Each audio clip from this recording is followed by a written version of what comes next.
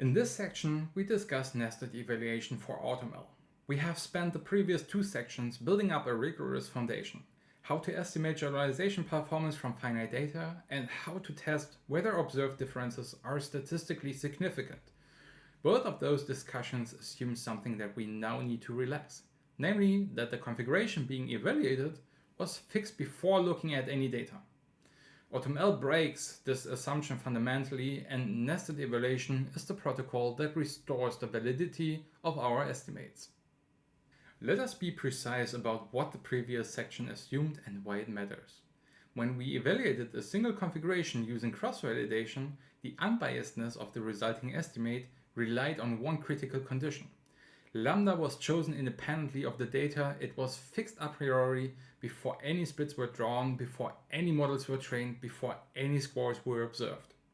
Under this condition, the cross-validation estimate is an unbiased estimate of the true estimate. AutoML changes this setup fundamentally.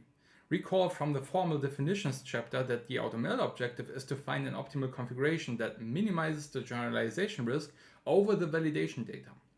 The system searches over the configuration space, evaluating many candidates, and selects lambda star precisely because it scored well on the evaluable data. The selected configuration is therefore data dependent. It was chosen by looking at the data, not before looking at it. This data dependence is not a flaw in the AutoML system. It is the entire point. The system is supposed to find a good configuration by exploiting evaluation scores. But it means that the unbiasedness guarantees from the previous section no longer apply. We need a revised protocol to restore them, and that is what this section is about.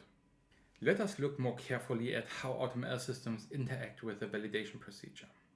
At each step of the search, the system proposes a candidate configuration and scores it by inducing a model on the training data and evaluating it on the validation set. This score is then used by the optimizer to decide which region of the configuration space to explore next. The incumbent, that is the best configuration found so far, is updated whenever a new candidate improves on the current best configuration. Because AutoML systems are anytime algorithms, they can return the incumbent at any point during the search. The longer they run, the more configurations they evaluate, and the better the incumbent tends to become. The key insight is this: the validation dataset is not a neutral bystander. It is an active component of the optimization. Every time the system evaluates a candidate on deval, that evaluation influences which configuration gets explored next and ultimately which lambda star gets selected.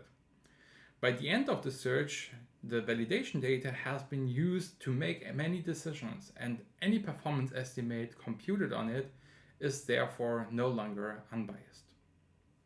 Let us make the bias precise. Suppose the system evaluates T configurations on the same validation data. Each estimate decomposes into the true risk of the configuration plus a random noise term.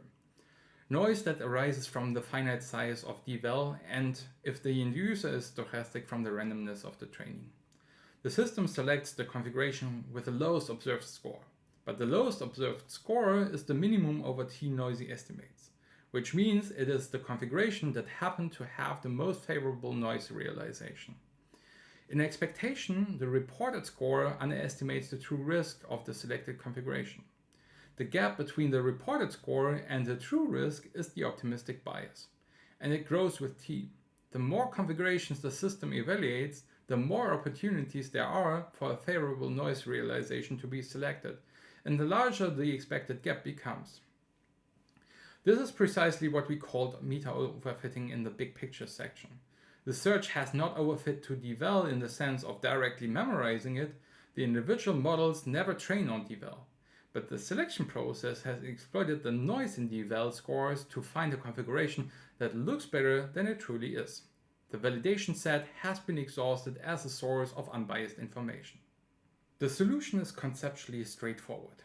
If the validation data gets consumed by the search, we need a separate dataset that the search never touches.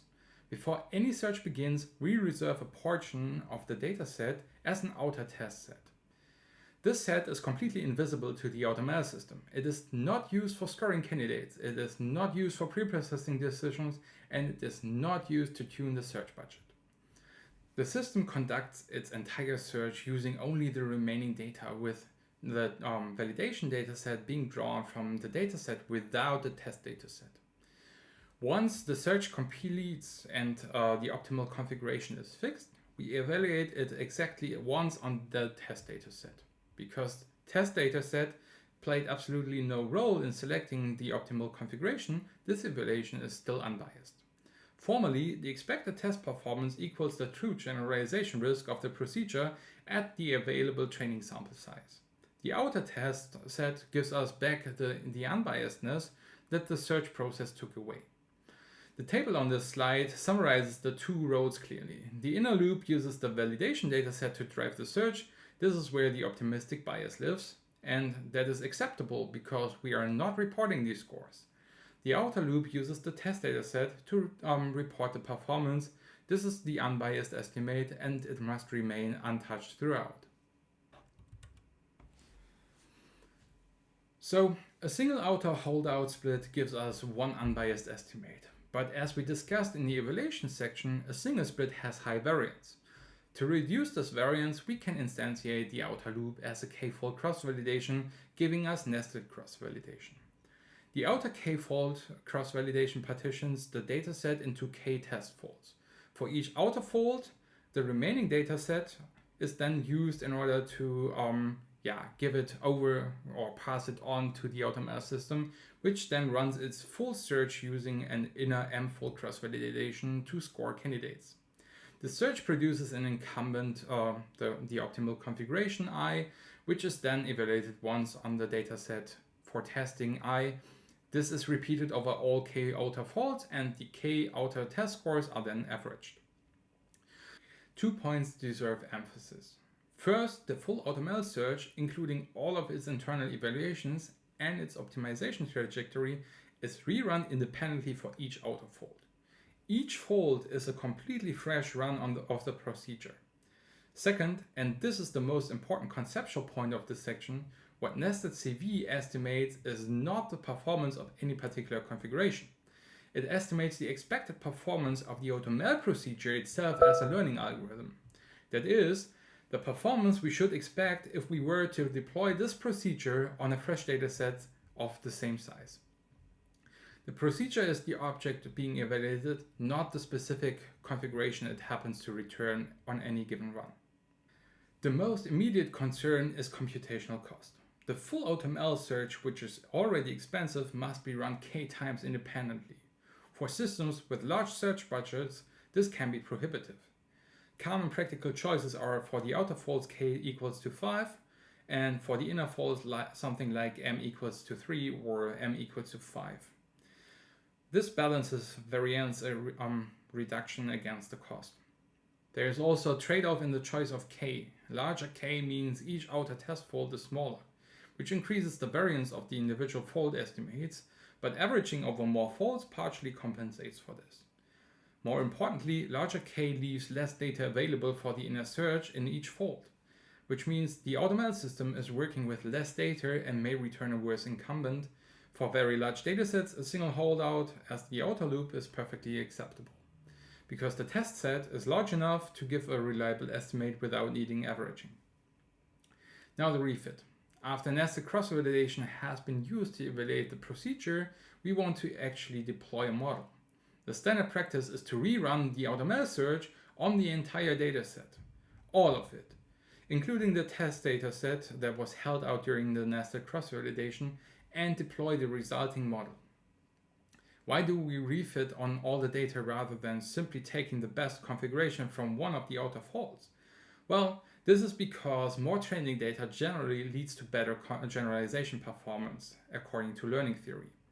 The model trained on the full dataset will typically perform better than any model trained on a fraction of it. This means the deployed model is likely better than anything that was evaluated during nested cross-validation, and the nested cross-validation estimate is therefore a conservative lower bound on deployed performance. It slightly underestimates what we will actually get. The important corollary is that the nested cross-validation estimate does not directly describe the specific model we deploy. It describes the expected performance of the procedure. The final refitted model is a new object that was never evaluated during nested cross-validation, and its true performance is unknown. We simply have good reason to believe it is at least as good as the nested cross-validation estimate. Let me go through the most important pitfalls in applying nested evaluation. The first and most serious is using the same data for both the inner and outer loop. This entirely defeats the purpose of nesting. If the validation data and the test data are the same data, then the outer test score suffers from exactly the same optimistic bias as a naive validation score. The appearance of a two-loop structure without the actual data separation gives a false sense of rigor. The second pitfall is peeking at the test data during the search. This can happen in subtle ways, for example, using the test data to decide how long to run the search, or fitting a pre-processing pipeline on the entire dataset, including the test data, before splitting. Any decision that is informed by test data contaminates the outer estimates, even if test data is never directly used to score a configuration. The third pitfall is reporting inner validation scores as if they were test scores. The inner score of the incumbent on the dataset for validation is optimistically biased by construction. It is the minimum over t-noisy estimates. Reporting this as the performance of the system gives a misleadingly optimistic picture. The fourth pitfall is treating the nested cross-validation estimate as directly applicable to the refitted model.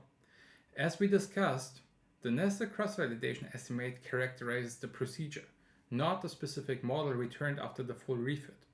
The two are related but not identical. Let us close this video with the key takeaways. When AutoML searches over the configuration space, the selected incumbent lambda star is data dependent. The validation scores used to select it are optimistically biased, and the bias grows with the number of evaluated configurations. This is meta-overfitting. The search process has exploited noise in the validation data, even without any single model directly training on it. Nested evaluation restores unbiasedness by strictly reserving an outer test set that plays no role in the search. The inner loop can be as aggressive as needed, evaluating thousands of configurations, exploiting validation scores fully without contaminating the outer estimate. Nested cross-validation takes this further by reducing the variance of the outer estimate through averaging across k independent runs of the full procedure. What it estimates is the performance of the AutoML procedure as a learning algorithm, not any particular configuration. Finally, the deployed model is produced by refitting the full procedure on all available data. Because more data generally improves generalization, this model is likely better than anything evaluated during nested CV. The nested estimate is therefore a conservative lower bound on deployed performance, but it is the only honest estimate we have of the procedure's expected performance or expected behavior on unseen data.